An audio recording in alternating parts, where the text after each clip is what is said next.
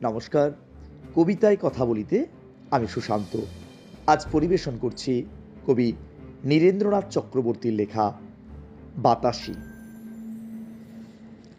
বাতাসি, বাতাসি! লোকটা ভয়ঙ্কর চেঁচাতে চেঁচাতে গুমটির পিছন দিকে ছুটে গেল। ধাবিত ট্রেনের থেকে এই দৃশ্য চকিতে দেখলুম।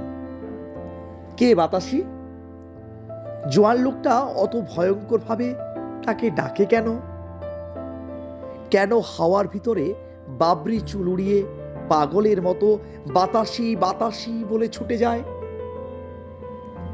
টুকরো টুকরো কথাগুলি ইদানিং যেন বড় বেশি গোয়ার মাছির মতো জ্বালাচ্ছে।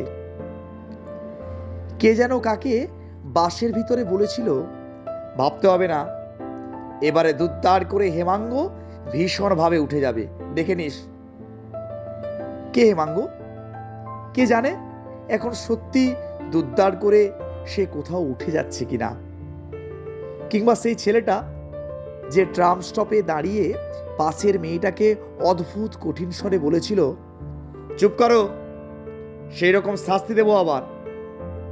কে জানে সেই রকম মানে কি রকম?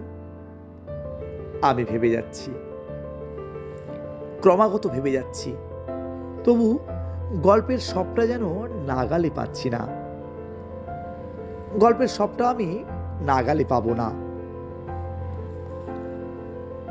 শুধু শুনে যাব, শুধু এখানে ওখানে, জনারণ্যে, বাসের ভিতরে, হাটে মাঠে, অথবা ফুটপাথে, কিংবা ট্রেনের জানালায় টুকরো টুকরো কথা শুনবো, শুধু শুনে যাব। আর হঠাৎ কখনো কোনো ভুতুড়ে দুপুরে কানে বাজবে, বাতাসি বাতাসি।